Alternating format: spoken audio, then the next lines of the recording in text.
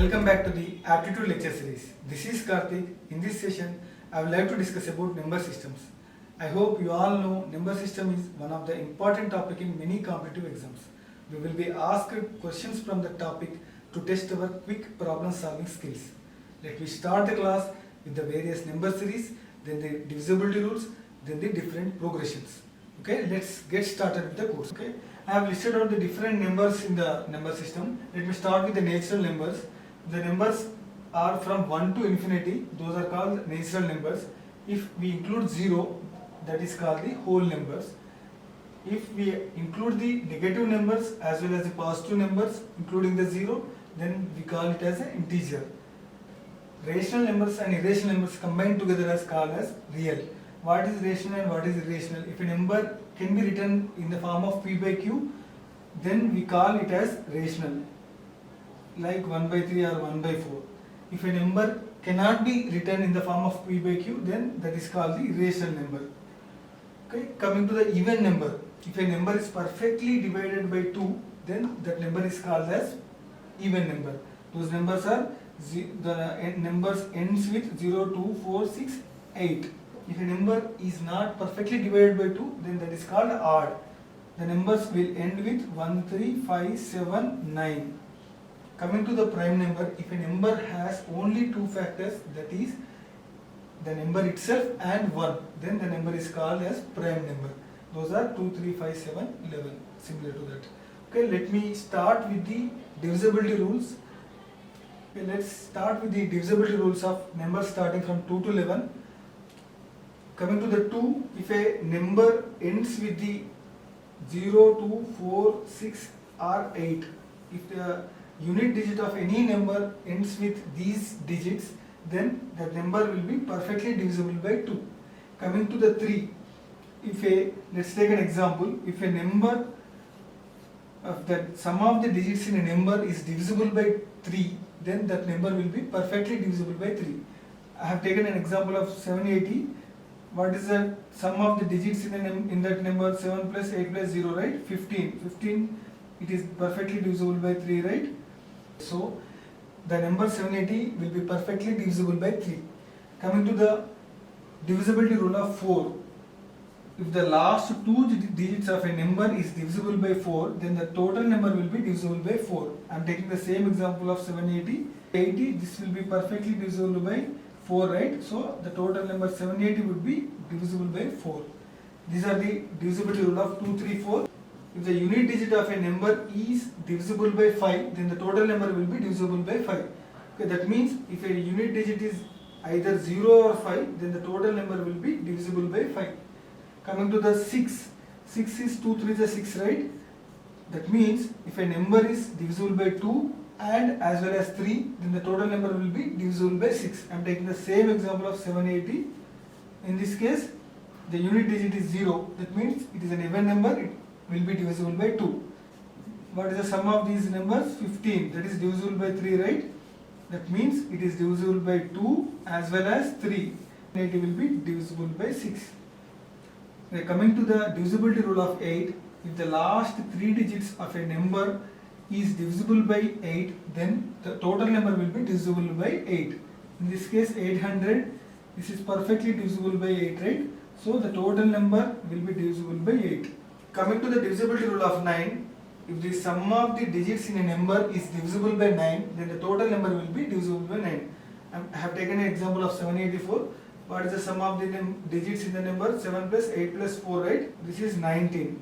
This is not divisible by 9, right? So 784 won't be divisible by 9. Let me take one more example. 810. In this case, what is the sum of the digits? 8 plus 1 plus 0. That is 9, right? This will be completely divisible by 9. So 810 will be divisible by 9.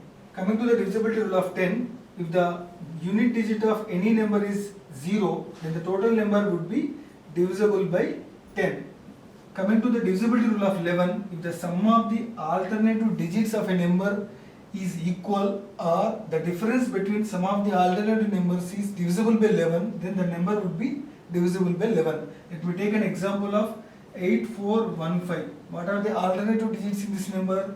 8 and 1 and 4 and 5. What are the sum of the alternative number? 8 plus 1 is 9, whereas 4 plus 5 is 9. So the sum of the alternative numbers is equal, right? 9 and 9. So the number would be divisible by 11.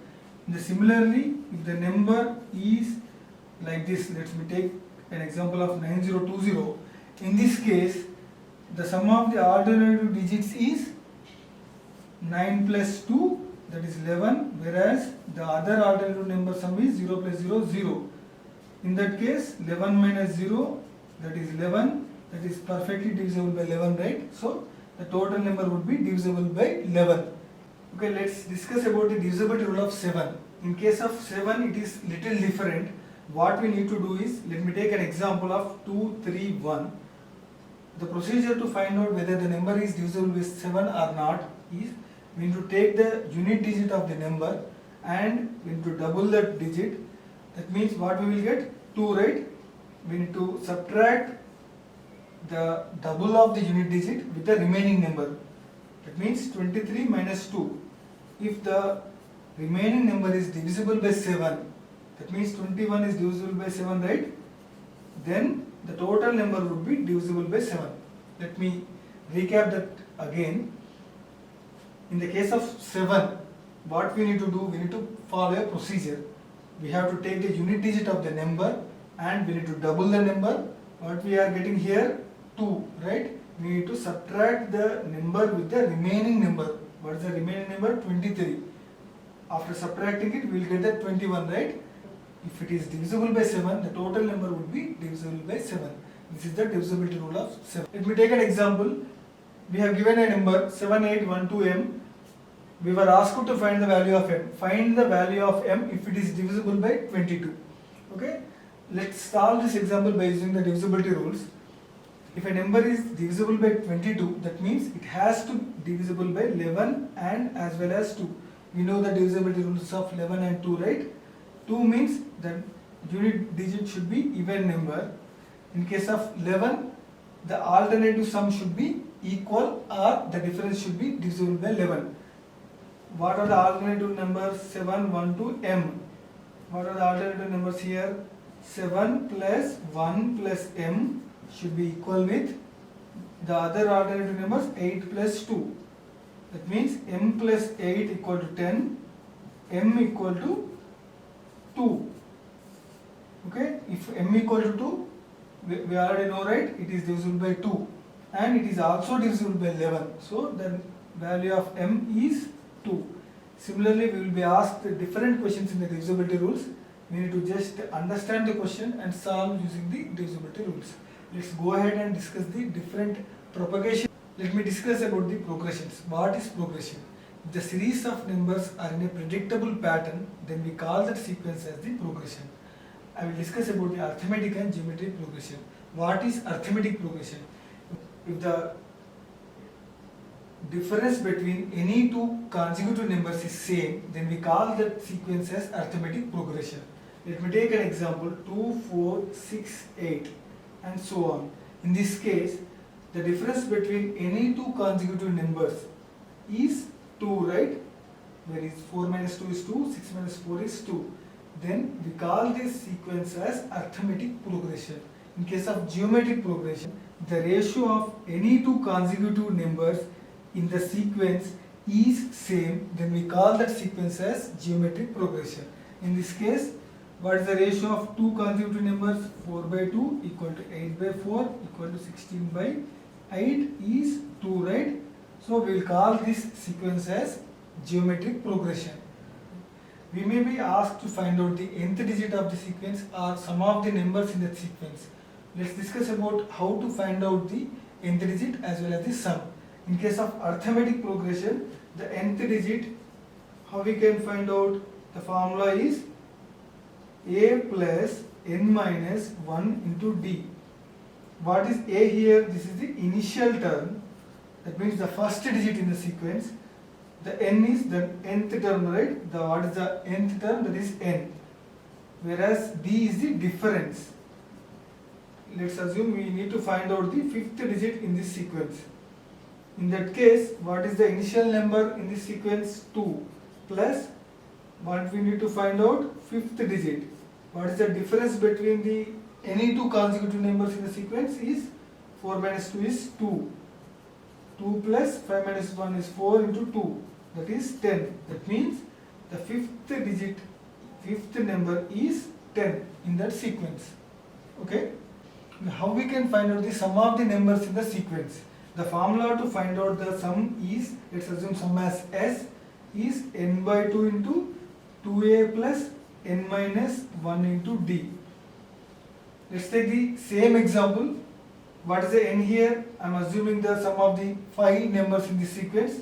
That means n is 5 by 2. What is the a? Initial term, that is 2, plus n is 5 minus 1 into 2, because the difference is 2. 5 by 2 into 4 plus 4 into 2. 8 plus 4, 12. 5 by 2 into 12, that is 30. Okay, let's do the sum. 2 plus 4 plus 6 plus 8 plus 10. 6, 12, 20 and 30. By this way we can find out the sum of the n numbers in this arithmetic progression. Coming to the geometric progression, how we can find out the nth term? A into r to the power of n minus 1. In this case a is the initial term similar to the arithmetic, whereas r is the ratio. Let's take this sequence only. Let me find out the fifth term here. In this case, what is the fifth term? A is the initial term, that is 2. The ratio is 4 by 2 or 8 by 4 is 2. To the power of n minus 1, 5 minus 1. 2 into 2 to the power of 4. 16 into 2, 32. The fifth term would be 32 because the ratio and the last number 16 into 2 is 32. By this way we can find out the nth term. How we can find out the sum of the n terms in the geometric progression? The formula to find out the sum of nth term in geometric progression is a into r to the power of n minus 1 by r minus 1 if the ratio is more than 1. Let me take this same example. I would like to find out the sum of 3 numbers in this sequence. The initial term, what is the initial term? 2. And the ratio is 2, right? 4 by 2 and 8 by 4 is 2. The number is 3 minus 1 by the ratio 2 minus 1. 2 into 2 to the power of 3, 8 minus 1 divided by 1. 2 into 8 minus 1, 7, that is 14. Let's sum the 3 numbers in this sequence. 2 plus 4 plus 8. 2 plus 4, 6, 6 plus 8, 14. Okay. By this way we can solve any problems in the arithmetic and the geometric progression. In the case of geometric progression, the nth term is a into r to the power of n minus 1 and the sum is a into r to the power of n minus 1 by r minus 1. Okay. Let's discuss few problems in the number system.